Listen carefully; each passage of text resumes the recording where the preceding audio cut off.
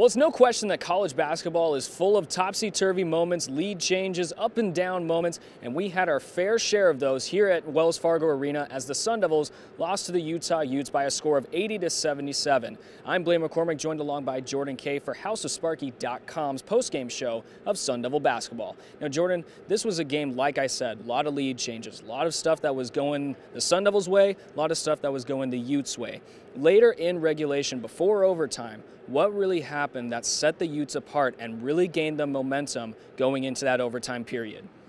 They kind of they got lucky in a sense. Bobby Hurley didn't call a timeout and his team didn't foul at the end. Shannon Evans goes and makes a layup and ASU goes up 3. Most teams in that situation would have fouled because if the opposing team goes to the line and makes both of them, the worst case that happens is ASU's still up 1. But Bobby Hurley said afterwards that he didn't call a timeout because he didn't like to have one at the end. So he said, what am I supposed to do? Start yelling across the court, foul, foul? I guess he could have, but regardless, Utah just ran a pretty good play, got a pickups at the top of the key, and then just kind of went around and they hit an unbelievable shot that went in. But it's one of those things that ASU is going to have to look back on, and you would think with 3 senior guards on the court that one of them would have been aware of the situation enough to go and get that foul.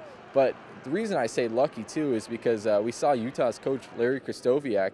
If you go back and watch, he's got a T, like for time. He's trying to signal to get a timeout as that shot's going up. And he said afterwards, like, there is a God, I guess, because the refs didn't acknowledge it. But I guess Utah got lucky. It didn't fall in ASU's favor, but if they had that back, they would definitely foul in that situation. Now, you mentioned the guards for Arizona State, but the Utes guards really shined in this stadium. A lot of three-pointers from them, but the Sun Devils did have some three-pointers of their own.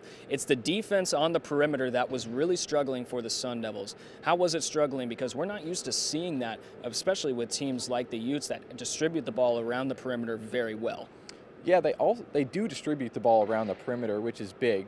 But the other thing that they do is when their guards drive, ASU kind of collapses on them, and that just frees up everyone else on the perimeter. So when they drive, they can just kick it out. And Utah did that a lot tonight. They were 14 for 32 on 3, including that big one at the end. But that's an area where ASU really has to improve. Their defense has not been great all season long, but when you're getting killed from the 3 like that, those points are worth more, and ASU knows that. They've got to start defending more out in the perimeter, especially, too, because their bigs played pretty solid. They weren't committing as many fouls as in previous games, but it was behind the arc where they kind of lost it.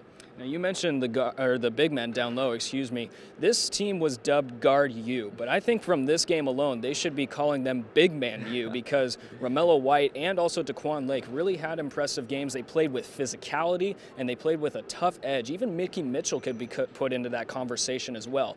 What was so different about the big men in this game that we've seen from previous games? Well, for one, they weren't fouling quite as much. None of them fouled out, which is always a good sign for Sun Devil fans. But the other thing is that they were just they were getting the opportunities. ASU was passing the ball around well enough, and especially Mickey Mitchell, who kind of sits at the free throw line and can distribute the ball to either side of the block. And Daquan Lake especially had an unbelievable night. He had 10 points, but some ASU fans are kind of going to be like, oh, 10 points, but he did have 2 or 3 shots that it would have fallen for most people. He had the one where he kind of got stuffed by the rim, and that's one of those areas ASU they played so good down low, an area where they really have needed to improve in Pac-12 play. They did that, and it still wasn't enough. Now the Sun Devils have a quick turnaround as they take on the Colorado Buffaloes this Saturday as well.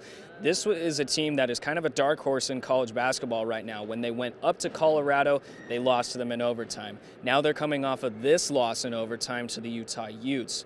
What is your quick synopsis of the Buffs, and what do they need to do to get this team back on track? It's the Buffs are a lot of guards. They have a great freshman guard, and it's going to be a lot of what they saw tonight in Utah. We saw it when they were in that Mountain West road trip right after they played U of A. ASU struggled against both Colorado and Utah. It just so happens they pulled out that second game. And a theme that's been going on for ASU in conference play is that they've lost the first game of kind of the weekend series. And every single one of their conference, I guess, slates. So it'll be interesting to see. Colorado did just play a very physical game in a losing effort to U of A tonight. So it'll be interesting to see kind of how both teams come out of it. They both played exhausting games, and it'll be interesting to see if ASU can look better than they did last time, being that it's on their home court. Well, both of these teams did have exhausting games tonight, but they do get a day off tomorrow, but then it's right back to the hard court on Saturday. That game will be played at 6 p.m. here at Wells Fargo Arena, and make sure to catch up with Jordan's content on houseofsparky.com and the rest of our content while you're at it. For Jordan Kaye, I'm Blaine McCormick. Thanks so much for joining us on the ASU men's basketball postgame show on houseofsparky.com.